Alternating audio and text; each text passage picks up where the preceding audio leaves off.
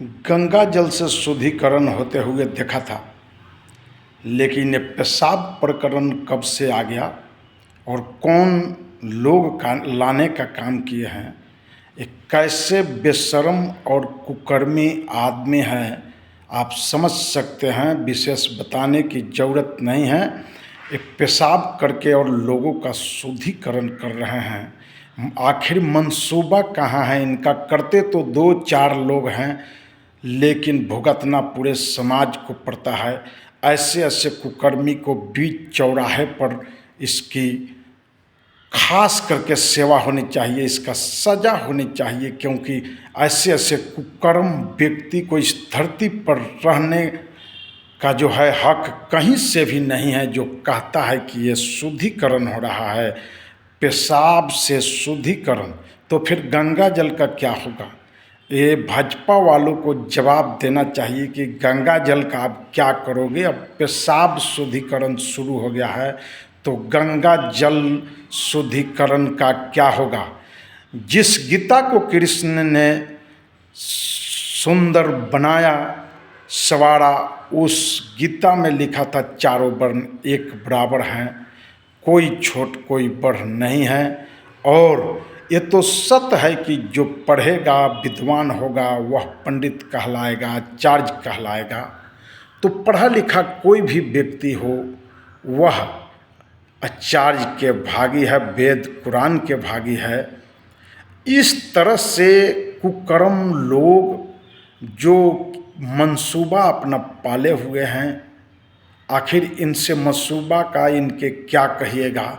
जो अब पेशाब शुद्धिकरण लाया गया है, ये अब गंगा जल शुद्धिकरण धीरे धीरे ख़त्म हो रहा है। और इनके ऊपर भी पेशाब उसी तरह से छिड़काव करना चाहिए। बड़ी सभा में जो दूसरे के ऊपर छिड़काव किए हैं, इनका भी मुंडन होना चाहिए। जो दूसरे का इन्होंने मुंडन किया है, ये बताइए कि ये साफ साफ इनका मंसूबा क्या है। सभी लोग तो ऐसे होते नहीं हैं। 2-4 लोग समाज को खराब करते हैं और कहीं न कहीं प्रोपगंडा फैलाते हैं, क्योंकि समाज में सभी लोग रहते हैं, सभी लोगों के रहने का हक है। जिनको जो चाहेगा वो कथावाचक बनेंगे, जिनको ज्ञान होगा वो कथावाचक बनेंगे। इसमें कहीं से कोई दो मत नहीं है और कोई रोक भी नहीं सकता है।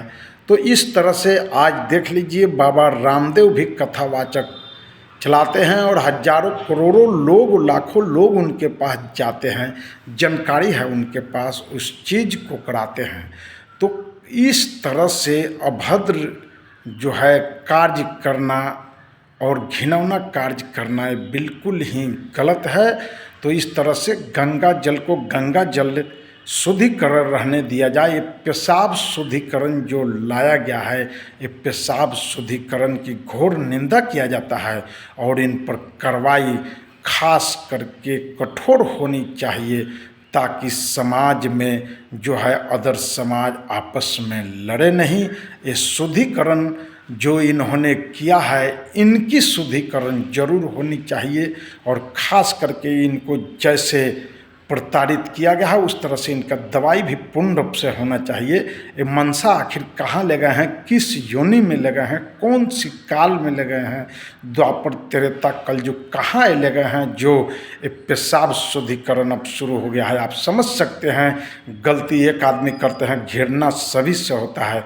तो ऐसे ऐसे लोग समाज का दुष्टिकरण को पैदा करते हैं। इसको खास करके जो है ऐसे ऐसे व्यक्ति को उसी समाज के लोग सजा दे, ताकि दोबारा ऐसा गलती नहीं हो। आप देख रहे हैं जेपी क्रांति ऑफिशियल साहेब का।